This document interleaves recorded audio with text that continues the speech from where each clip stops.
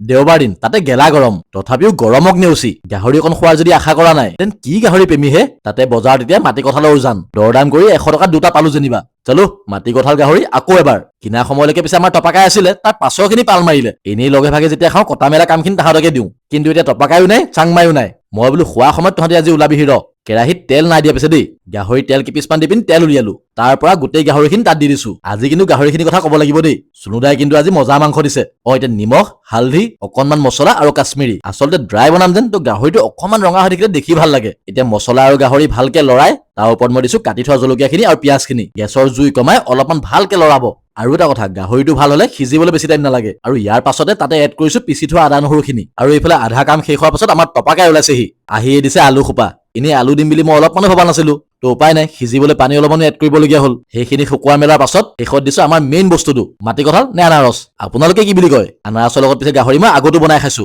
বিশ্বাস কৰক জ্বলা মিঠা টেঙা কম্বিনেশ্যনৰ এইটো ৰেচিপি বোম ধুনীয়া হয় খাবলৈ এবাৰ বনাই খাই চাব না আৰু এইফালে কেৰাহী দাঙি আমি সৰিয়হৰ ওচৰ পালোহি পোৱালীকেইটাও বহিছে লগত আমিতো পিছে ইয়াতে খালো আমাৰ চাংমাহে পিছে অলপমান দেৰি হ'ল এই খাই দিওঁ আৰু দেই বাকী যোনে যি নকওক গাহৰি মেইন দে ৰাইজ